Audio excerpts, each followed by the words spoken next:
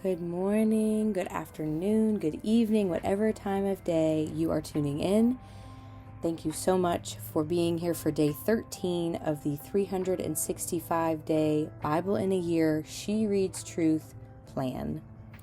Before we get started, we are going to open with prayer. God, we thank you so much that we know you, that we have a relationship with you, that we get to continue learning more about you and growing deeper in our faith. We just pray that this plan and what we are learning is pleasing to you, Lord, that it is your will being done in and through our lives. We are so grateful to be guided by you, God, and that you are with us on every mountaintop and in every valley. We love you, Lord. It is in your name we pray. Amen. Let's get started with Genesis chapter 27, verses 1 through 46. When Isaac was old and his eyes were dim so that he could not see, he called Esau, his older son, and said to him, "My son," and he answered, "Here I am." He said, "Behold, I am old. I do not know the day of my death. Now then, take your weapons, your quiver, and your bow, and go out to the field and hunt game for me, and prepare for me delicious food, such as I love, and bring it to me so that I may eat, that my soul may bless you before I die." Now Rebekah was listening when Isaac spoke to his son Esau. So when Esau went to the field to hunt for game and bring it, Rebekah said to her son Jacob, "I heard your father speak to your brother Esau. Bring me game and prepare for me delicious food, that I may eat it and bless you before the Lord before I die. Now therefore, my son, obey my voice as I command you. Go to the flock and bring me 2 good young goats, so that I may prepare from them delicious food for your father, such as he loves. And you shall bring it to your father to eat, so that he may bless you before he dies." But Jacob said to Rebekah his mother, "Behold, my brother Esau is a hairy man, and I am a smooth man. Perhaps my father will feel me, and I shall seem to be mocking him, and bring a curse upon myself, and not a blessing." His mother said to him, "Let your curse be on me, my son. Only obey my voice, and go, bring them to me." Verse 14. So he went and took them, and brought them to his mother. And his mother prepared delicious food, such as his father loved. Then Rebekah took the best garments of Esau, her older son, which were with her in the house, and put them on Jacob, her younger son. And the skins of the young goats she put on his hands and on the smooth part of his neck. And she put the delicious food and the bread which she had prepared into the hand of her son, Jacob. So he went unto his father and said, "My father." And he said, "Here I am. Who are you, my son?" Jacob said to his father, "I am Esau, your firstborn. I have done as you told me. Now sit up and eat of my game, that your soul may bless me." But Isaac said to his son, "How is it that you have found it so quickly, my son?" He answered, "Because the Lord your God granted me success." Then Isaac said to Jacob, "Please come near, that I may feel you, my son, to know whether you are really my son Esau or not." So Jacob went near to Isaac his father, who felt him, and said, "The voice is Jacob's voice, but the hands are the hands of Esau." And he did not recognize him, because his hands were hairy like his brother Esau's hands. So he blessed him. He said, "Are you really my son Esau?" He answered, "I am." Then he said, "Bring it near to me, that I may eat of my son's game and bless you." So he brought it near to him, and he ate, and he brought him wine, and he drank. Then his father Isaac said to him, "Come near and kiss me, my son." So he came near and kissed him. And Isaac smelled the smell of his garments, and blessed him, and said, "See the smell of my son, as is the smell of a field that the Lord has blessed. May God give you of the dew of heaven, and of the fatness of the earth, and plenty of grain and wine. Let peoples serve you, and nations bow down to you. Be Lord over your brothers, and may your mother's sons bow down to you. Cursed be everyone who curses you, and blessed be everyone who blesses you." Verse 30. As soon as Isaac had finished blessing Jacob, then when Jacob had scarcely gone out from the presence of Isaac his father, Esau his brother came in from his hunting. He also prepared delicious food, and brought it to his father. And he said to his father, "Let my father arise and eat of his son's game, that you may bless me." His father Isaac said to him, "Who are you?" He answered, "I am your son, your firstborn Esau." Then Isaac trembled very violently and said, "Who was it then that hunted game and brought it to me? And I ate it all before you came, and I have blessed him. Yes, and he shall be blessed." As soon as Esau heard the words of his father, he cried out with an exceedingly great and bitter cry, and said to his father, "Bless me, even me also, O my father." But he said, "Your brother came deceitfully, and he has taken away your blessing." Esau said, "Is he not rightly named Jacob? For he has cheated me these 2 times. He took away my birthright, and behold, now he has taken away my blessing." Then he said, "Have you not reserved a blessing for me?" Isaac answered and said to Esau, "Behold, I have made him lord over you, and all his brothers I have given to him for servants, and with grain and wine I have sustained him. What then can I do for you, my son?" Esau said to his father, "Have you but one blessing, my father? Bless me, even me also, O my father." And Esau lifted up his voice and wept. Then Isaac his father answered and said to him, "Behold, away from the fatness of the earth shall your dwelling be, and away from the dew of heaven on high. By your sword you shall live, and you shall serve your brother. But when you grow restless, you shall break his yoke from your neck." Now Esau hated Jacob because of the blessing with which his father had blessed him. And Esau said to himself, "The days of mourning for my father are approaching. Then I will kill my brother Jacob."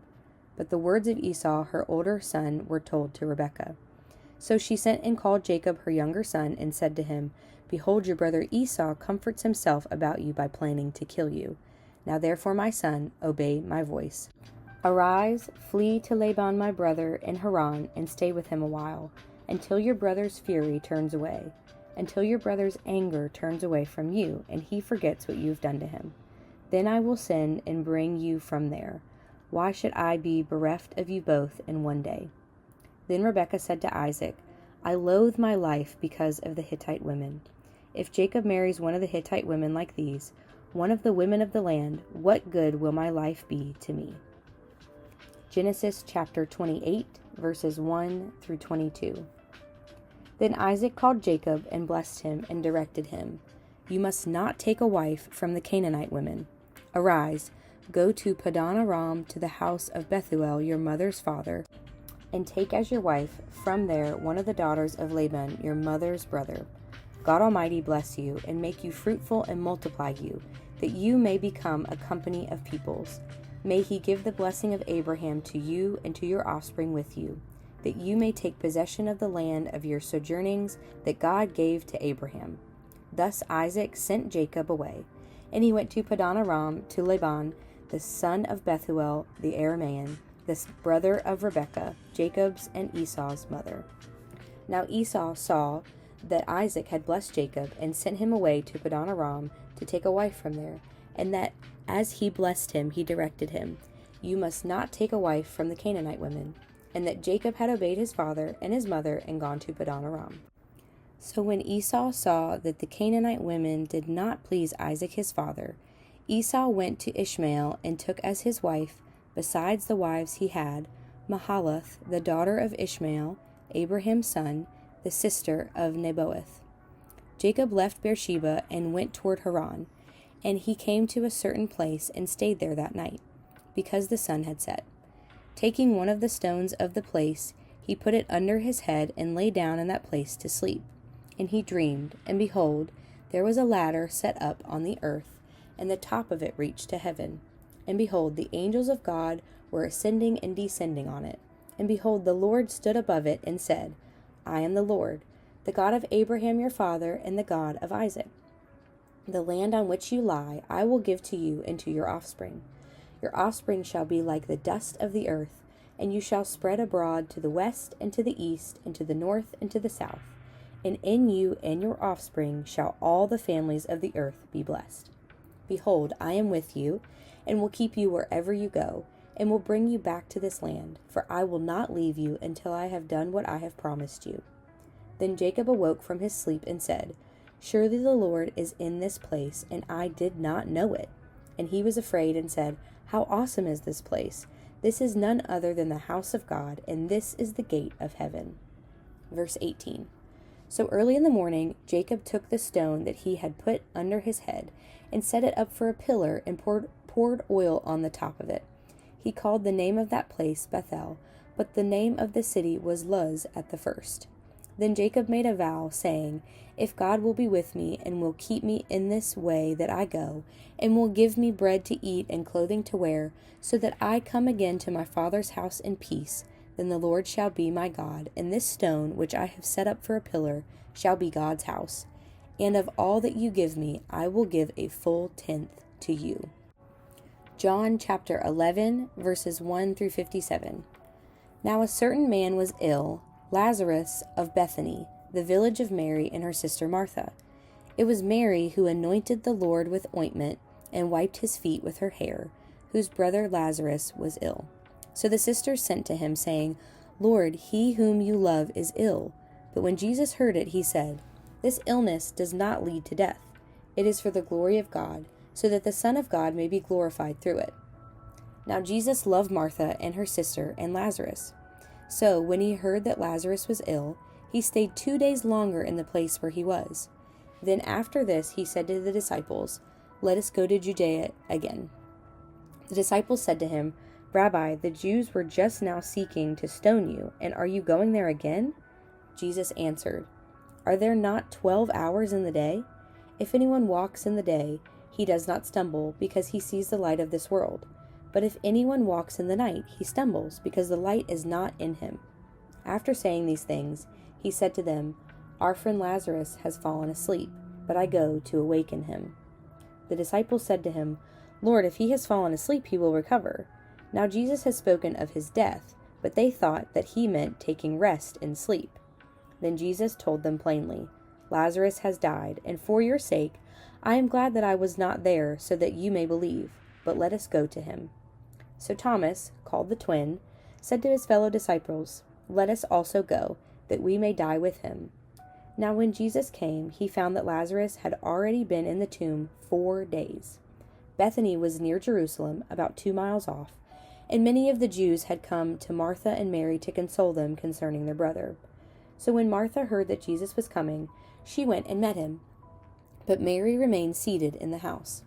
Martha said to Jesus, Lord, if you had been here, my brother would not have died. But even now I know that whatever you ask from God, God will give you. Jesus said to her, Your brother will rise again. Martha said to him, I know that he will rise again in the resurrection on the last day. Jesus said to her, I am the resurrection and the life. Whoever believes in me, though he die, yet shall he live. And everyone who lives and believes in me shall never die. Do you believe this? She said to him, Yes, Lord. I believe that you are the Christ, the Son of God, who is coming into the world. When she had said this, she went and called her sister Mary, saying in private, The teacher is here and is calling for you. And when she heard it, she rose quickly and went to him. Now Jesus had not yet come into the village, but was still in the place where Martha had met him. When the Jews who were with her in the house, consoling her, saw Mary rise quickly and go out, they followed her, supposing that she was going to the tomb to weep there. Now when Mary came to where Jesus was and saw him, she fell at his feet, saying to him, Lord, if you had been here, my brother would not have died. When Jesus saw her weeping, and the Jews who had come with her also weeping, he was deeply moved in his spirit, and greatly troubled, and he said, Where have you laid him? They said to him, Lord, come and see. Jesus wept. I want to pause right here in the reading for just a moment. This is verse 35, and it's just those 2 words, Jesus wept. You've probably heard that this is the shortest verse in the Bible, and that is true, but something that I just think is so significant for this verse is Jesus knew what he was about to do. He knew that he was about to raise their brother Lazarus from the dead, and yet he loves Mary and Martha so much, and he feels their emotions for their brother and his passing so strongly. He feels that so strongly that even though he knows what he's about to do, and he knows that he's about to bring a solution to this whole situation by bringing their brother back to him in humanity, in real time, not just in heaven, he feels that so strongly for them that he still cries along with them in their sorrows. For me, that's just something that brings the humanity of our relationship with Jesus so full circle, that even when we are against a hard situation and God knows what he's about to do to make it better for us, that he still feels our deep emotions in that time and he feels them along with us. I just think that that's so incredible. We're going to pick back up at at verse 36. So the Jews said, "See how he loved him." But some of them said, "Could not he who opened the eyes of the blind man also have kept this man from dying?" Then Jesus, deeply moved again, came to the tomb.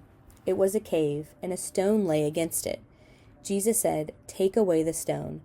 Martha, the sister of the dead man, said to him, "Lord, by this time there will be an odor, for he has been dead 4 days."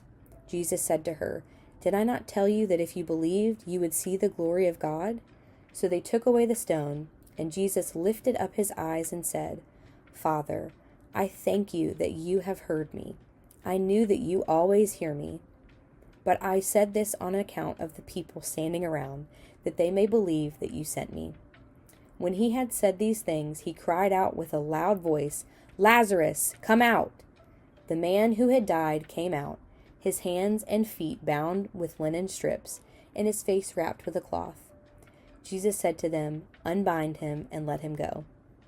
Many of the Jews, therefore, who had come with Mary and had seen what he did, believed in him.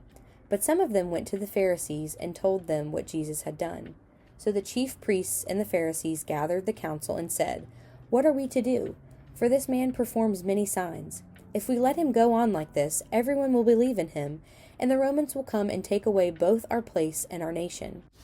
But one of them, Caiaphas, who was high priest that year, said to them, "You know nothing at all, nor do you understand that it is better for you that one man should die for the people, not that the whole nation should perish."